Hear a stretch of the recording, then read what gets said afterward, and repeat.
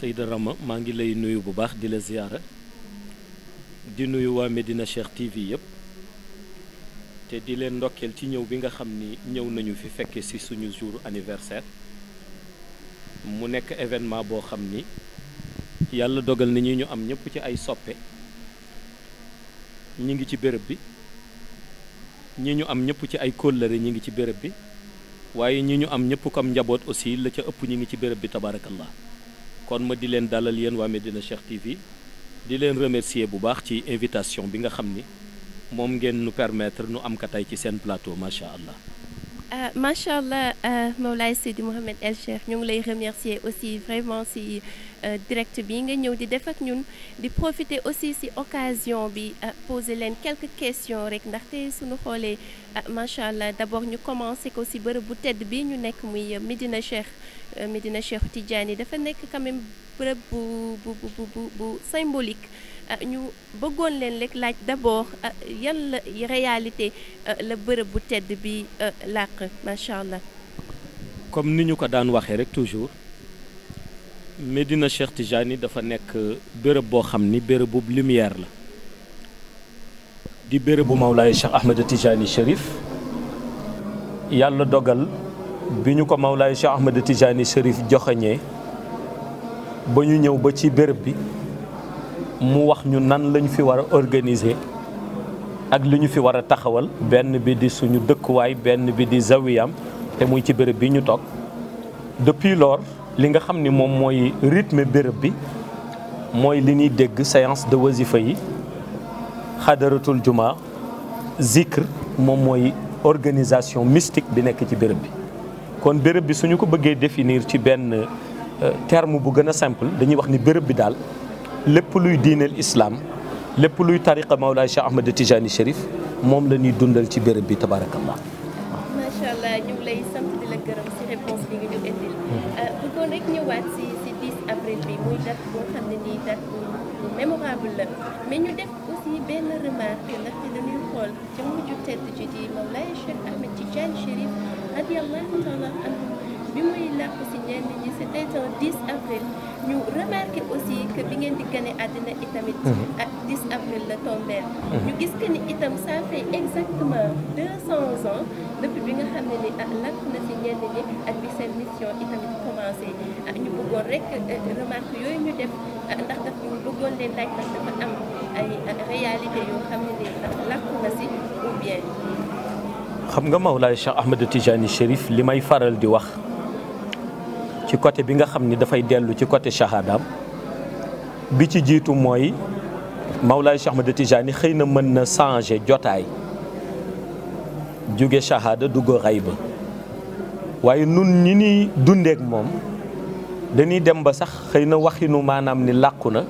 kooku genre tudd dong lay doon waaye nun làquwul ci ñun ndax ñun ñi ngi dund ak moom chaque jour ñi ngi yëg présence spirituelle am ñi ngi yëg présence mystique am ci suñu côté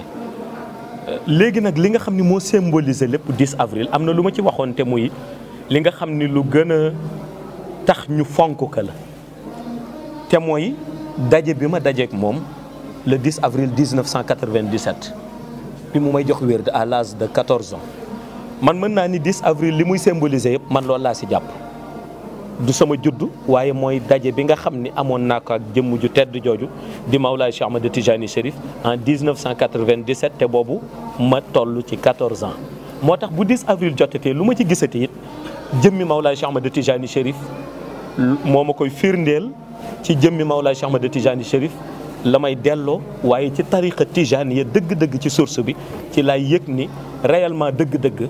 ni xaqiqa salaatul fatiha ni ñu koy définir daal am nañu yàlla dénk secret bi tabarakallah te Mawlaay Cheikh Ahmed Tijani Chérif tey képp ku ci mos wala képp koo xam ni sa ruux am na lu mu ci am ci barkeem la ci barke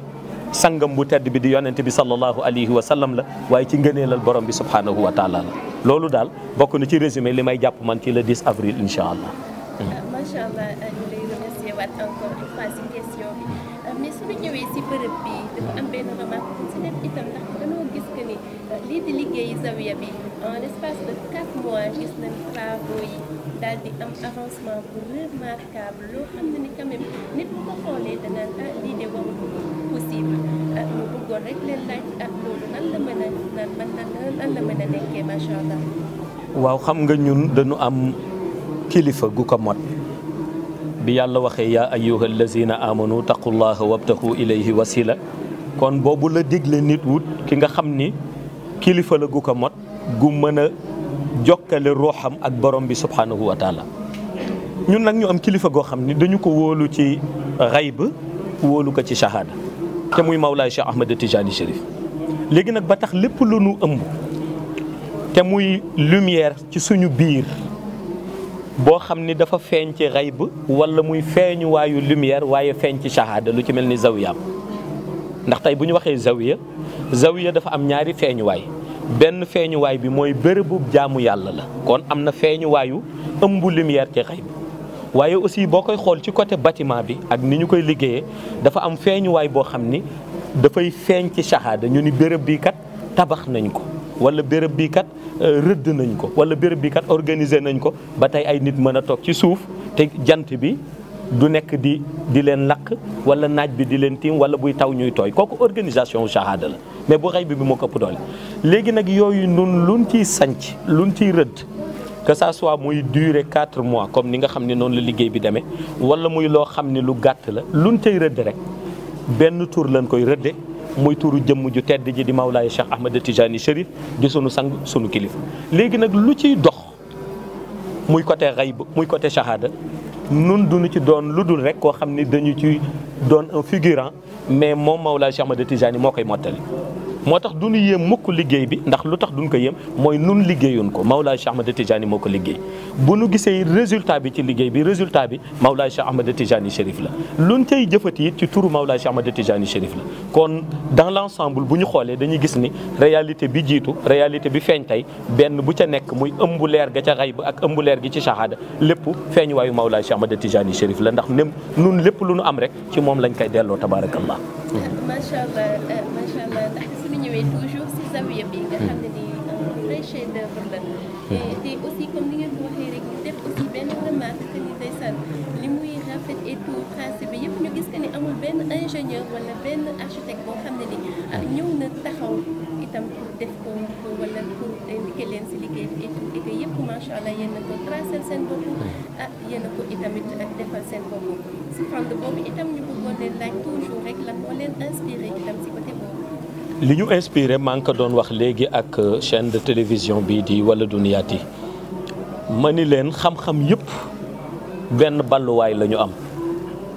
mooy dënn yonent bi sallallahu alayhi wa sallam léegi nag dënn yonent bi xam-xam bu ci ball am na fu xam-xam boobu di tàbbi te mooy ci ndona yonent bi te ñëpp xam nañu ni ci lu leer lu amul benn xalaat Mawlaay Cheikh Ahmed Tijani Chérif mooy ndona yonent bi loolu ñëpp xam nañ ko ndonaam la ci wàllu deret ndonaam la ci wàllu ruuxaaniyu ndonaam la ci wàllu nuuraaniyu léegi nag moom Mawlaay Cheikh Ahmed Tijani Chérif moomu bu ñu jubloo ci liggéey boo xam ni dafay dellu ci liggéey bi nga xam ni ci mission bi la bokk moom su boobaa moo ni indiqué ni nga xam ni noonu lañ ko war a liggéey su boobaa expertise nécessaire yëpp bi nga xam ni mooy permettre liggéey bi su àggee ñëpp yéemu ci wala ñëpp ni lii kat liggéey la boo xam ne bu am solo la expertise boobu yëpp Mawlaay Cheikh Ahmed Tijani moo koy delloo si def ko ci ñun su boobaa nun dootuñu soxla beneen xalaat lu dul xalaatam te xalaatam suñu ko jëfandikoo rek dañuy gis toujours ni résultat bi dafay feeñ ñëpp teg ci bët tabaarakallah loolu moo indi ñu organiser liggéey bu toll nii sumb ko waaye àggal ko nii ñu ko àggalee loolu yëpp Mawlaay Cheikh Ahmed Tijani Chérif la. macha allah Mawlaay Seydi Mouhamed El Cheikh ñu ngi lay remercier encore une fois si leeralal yi nga xam ne nii indi ngeen ko ñu aussi gis que ni ndeysaan yéen bërëb bi dafa nekk seen lépp ndaxte suñuy xool doo leen am jëlu leen xaalis di koy jëndi ay 4x4 di koy investir si leneen et cetera mais lépp seen lépp si bërëb bii la nekk te aussi dañu def benn remarque parce que nit yi le plus souvent suñuy faral di wax zawiya dañuy xalaat ay affaire bu jàngale ay genre yooyu noonu wala fu ñuy itam échanger xam-xam ñuy profiter itam de l'occasion laaj leen rek ndax zawiya bi bërëb jàngalekaay lay nekk ci itamit si oui itamit yan xam-xam lan fi nar a jàngale ci incha allah. zawiya bi dañu fexe ba lépp loo xam ni nit dina ko soxla ci diinal islam doore ko ci shariatu muhammadiya ak ci xaqiqatu muhammadiya ndax duñu jàng benn branche bàyyi beneen branche lépp lu nit di soxla ci shariatu muhammadiya ak lépp lu nit ki di soxla ci xaqiqatu muhammadiya daañu fexe ba daañu dugal loolu ci zawiya bi teg ñi nga xam ni ñoom ñoo yore orientation ci côté boobu. beneen bi mooy lépp lu nit soxla xam ci wàllu soufisme doore ko ci zikr doore ko ci tegginu tarbiya diggante tarbiyatu nafs ak diggante tarbiyatu ruux dinañu wut ñi nga xam ni ñooy orienté jëmm yi ci côté boobu ñu teg leen ci zawiya bi. beneen bi nag nga xam ni maa koy superviser sama bopp mooy lépp lu jëm ci pratique bi nga xam ni mooy pratique ci tariqa tijaniya la mu santaane ci diggante wazifa ci diggante lazim ci diggante xadaratul juma kooku maa ci veillé personnellement ba lépp jaar ni nga xam ni noonu la ko Mawlaa Cheikh Ahmed Tijani Chérif bëgge loolu yëpp nag ànd ak base coranique ba lépp lu ñuy yëkkati mu am dalil ci alquran ba noppi nag nekk li nga xam ni moom la yonent bi sallallahu alayhi wa sallam daan véhiculer comme message boobu la ñuy jël décortiquer ko ba bi Mawlaa Cheikh Ahmed Tijani Chérif doon véhiculer ci xaqiqatu muhammadiya ñu boole message yooyu indi ko fii jàngal ko ñi nga xam ni ñoom ñooy jëmm yu tedd yi fii teew wax leen ko waaye fexe nag ba def ko ci ñoom ba mu doon jukko boo xam ni dootul dañeti ba ñoom bu ñu demee ba daje keneen wala ñu nekk ci beneen béréb ñu mën a jël jukko boobu sans pour autant que kooku sax ñëw sollicité ñu def ko ci kooku nun loolu la ñu soxla parce que mag ñi seen liggéey lépp décentralisation la boo xoolee ku mel ni Cheikh El Hadji Malick nga xam ni kenn mënul tudd tey wàllu université islamique fii ci Sénégal que ça soit muy université boo xam ne buy exister la wala université virtuelle l'essentiel enseignement religieuse kenn mënu ko tudd ci Sénégal te jëloo référence ci Cheikh El Hadji Malick Cheikh El Hadji Malick fexe na woon ba décentraliser ci jamono ji nga xam ni décentralisation jafe woon na kenn ku nekk mu jël ca mag ña mu defaroon teg la ci benn béréb tey moo indi boo tuddee Seydil Hadji Rawhan Ngom ñu ni la ma nga Paal boo tuddee Serigne Hadi Touré ñu ni la Faas Touré ñooñu ñëpp kenn ku ca nekk ay nitu Cheikh El Hadji Malick lañu yoo xam ni nekk nañu ci bérébam def na ci ñoom xam-xam mais permettre na leen ñu dem ci beneen béréb toog fa dajale fa ay taalibe dajale fa ay muqaddam di defaat ci ñoom xam-xam ànd ak lal malaan wasifa kon lu mel noonu muy œuvre yi nga xam ne mooy œuvre mag ñi di œuvre nitu yàlla yi moom la ñu bëgg fexe dundalaat ci béréb bi di Medina Cheikh ba ñu xam ni ñun tànk bu ñu mënta doxee rek ñi ngi doxi ba léegi ci tànk bi Mawlaa Cheikh Ahmed Tijani Chérif mësoon a rëdd te ay xalifaam yëpp jaar ci tabarakallah. macha allah sang bu tedd bi Mawlaay Seydi Mouhamed El Cheikh ñu ngi lay sant di la gërëm di la remercier itam vraiment si question yi réponse yi nga xam ne nag leeralal yëpp yi nga xam ne ni macha allah indi nga ko fii ñu nekkoon fii en direct si Medina Cheikh TV ñuy remercier itam téléspectateurs yëpp di la remercier itam bu baax vraiment bañ la jëlal temps bu bëri ñu lay remercier bu baax a baax vraiment si leeralal yëpp yi nga xam ne ni indi nga ko fii itamit macha allah. waaw maa ngi delluwaat comme ni ma ko waxee woon rek di leen remercier ci opportunité bi ngeen ñu may ñu mën a exprimer wu ci béréb bi nga xam ni béréb la bu ñu Mawlaay Cheikh Ahmed Tijani Chérif teg bi mu ñu fi tegee ba léegi en 2009 ñu taxaw fi ci séance de wasifa yi taxaw fi ci li tariqa tijaniya santaane waaye taxaw fi ci li diine islam santaane waaye mu nekk aussi comme ni ma koy waxee rek béréb boo xam ni lumière bi daf fiy jóge ñu di ko propulser ba lumière bi di wër monde bi yëpp waaw loolu nag defe naa ni képp ku toog rek amee sa xel wala amee sa xalaat wala amee sa xam-xam na nga toog te nga seetaan te di nga gis ni loolu nu waxoon la noonu lay doxee mooy béréb bi dafa nekk béréb boo xam ni lumière bi daf fiy jóge ba lumière bi di wër àdduna léegi nag opportunité bi ngeen ñu may tax tey ñu toog ak ñi nga xam ni tabarakallahu ñëpp ay soppe lañu waxtaan ak ñoom ci organisation bi waxtaan ak ñoom ci taxawaay boobu ñu ngi leen ciy remercier yéen waa Medina Cheikh TV ak ñi ngeen am ñëpp tabarakallahu di leen ñaanal rek yàlla gën leen taxawu ci zahir ak ci baatin gën leen dëgëral ci mission bi waaye gën leen dëgëral ba information bu ngeen jox nit rek mu mën ko nangu ak xolam nangu ko ak xelam waaye nangu ko ak ruuxam tabarakallah loolu daal mooy kaddu yi nga xam ne moom laa ni woon moom lay tëjee di nuyu ñëpp di ziyaare ñëpp ci baatu asalaamualeykum wa rahmatullahi taala wa barakatuhu. macha allah Mawlaay Seydi Mouhamed El Cheikh jërëjëf vraiment ñu lay sant bu baax a baax di remercier itam vraiment téléspectateurs yëpp yi nga xam ne ni ñu ngi nekkoon di ñuy suivre fii si Medina Cheikh TV di leen jox rendez-vous rek bientôt incha allah si wasifa bi ak conférence bi itamit incha allah di wax ñëpp asalaamaaleykum.